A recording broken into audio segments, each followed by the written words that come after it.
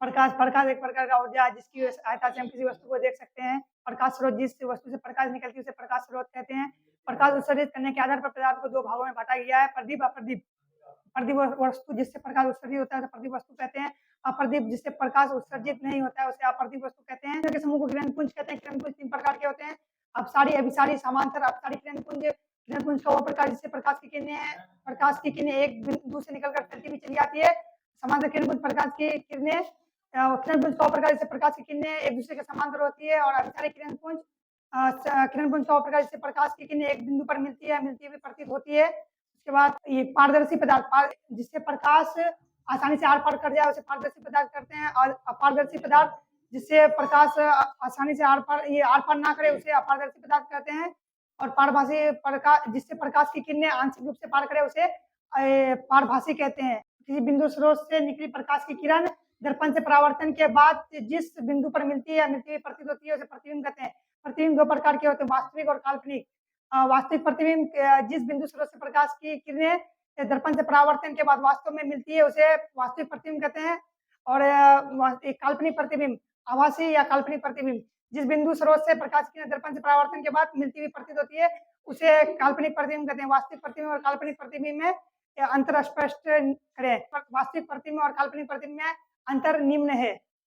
वास्तविक प्रतिबिंब वास्तविक कटान के फलस्वरूप बनता है और आभासी प्रतिबिंब वास्तविक कटान के फलस्वरूप नहीं बनता है। इसे वास्तविक प्रतिबिंब को पर्दे पर प्राप्त किया जा सकता है, आभासी प्रतिबिंब को पर्दे पर प्राप्त नहीं किया जा सकता है। वास्तविक प्रतिबिंब वस्तु की अपेक्षा उल्टा होता है और आभासी प्रतिबिंब वस्तु की अपेक्षा सीधा होता है। वास्तविक प्रतिबिंब को वास्तविक रेखा से दिखाया जा सकता है और आभासी प्रतिबिंब को टूटी रेखा से दिखाया जाता है। प्रकाश का परावर्तन, प्रकाश की किरणें किसी वस्तु से टकराकर लौट गई घटना को प्रकाश का परावर्तन कहते हैं। प्रकाश की किरणें किसी सतह पर पड़कर जिन नियमों का पालन करते हुए उस सतह से परावर्तित होती है उसे प्रकाश के परावर्तन के नियम कहते हैं। प्रकाश के परावर्तन के दो नियम होते हैं, आपतित किरण, परावर्तित किरण। और अभिलंब आपतन बिंदु पर खिंचाया अभिलंब एक ही समतल सतह पर होती है। आपतन कोण और परावर्तन कोण अर्थात कोण I बराबर कोण R बराबर होते हैं।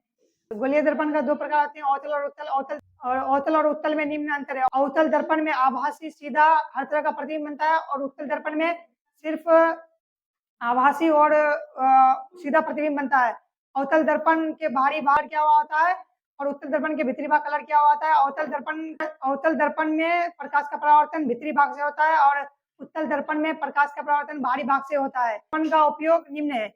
ये अवतल दर्पण का उपयोग ये हजामती दर्पण के रूप में किया जाता है, सौर भट्टियों में, सौर कुकर में। अवतल दर्पण का उपयोग डॉक्टर गले, कान, आंख जांच के लिए करते हैं। और उत्तल दर्पण का उपयोग साइड मिरर के रूप में किया जाता है।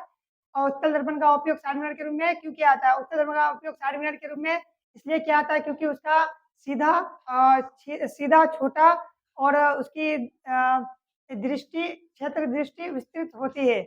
अवतल दर्पण का उपयोग हजामती दर्पण में क्यों किया जाता है? अवतल दर्पण का उपयोग हजामती दर्पण में इसलिए किया जाता है क्योंकि उसके निकट रखी वस्तु का सीधा, आभासी और बड़ा प्रतिबिंब बनाता है। और अवतल दर्पण से बने प्रतिबिंब की विशेषता, अवतल दर्पण जब फोकस में होता है तो उसकी प्रतिबिंब अनंतर बनता है, प्रतिबिंब बहुत बड़ा बनता है, प्रतिबिंब वास्तविक बनता है, प्रतिबिंब उल्टा बनता है। जब वस्तु अवतल दर्पण के फोकस और वक्रता केंद्र के बीच होता है तो प्रतिबिंब वक्रता केंद्र और अनंत के बीच बनता है और प्रतिबिंब बड़ा बनता है, प्रतिबिंब वास्तविक बनता है, प्रतिबिंब उल्टा बनता है। जब अवतल दर्पण के अनंत पर वस्तु को रखा जाए तो उसकी प्रतिबिंब फोकस पे बनता है, बहुत छोटा बनता है, वास्तविक बनता है, उल्टा बनता है। जब अवतल दर्पण में वस्तु को ध्रुव पर रखा जाए तो प्रतिबिंब ध्रुव पर बनता है, आभासी बनता है, सीधा बनता है।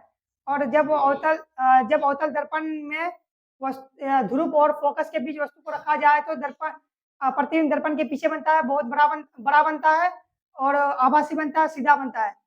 आवर्धन किसे कहते हैं? प्रतिबिंब की ऊंचाई और प्रतिबिंब की ऊंचाई वस्तु की ऊंचाई के अनुपात को आवर्धन कहते हैं। ये ऐसा लगा है अभी थोड़ा सा क्या बोलना था सर, मार खाने के लिए तैयार है लेकिन हम मुझे याद नहीं, मैं याद किया ही नहीं। अब जैसे इसका पता जुबान जो खुला रुक ही नहीं रहा था। ऐसा बात नहीं, जब हम नहीं बोलते हैं तो नहीं जानते हैं सर, कुछ मन में रखते हैं लेकिन बताना नहीं चाहते ना, इसे कहते हैं ईर्ष्यालु इंसान।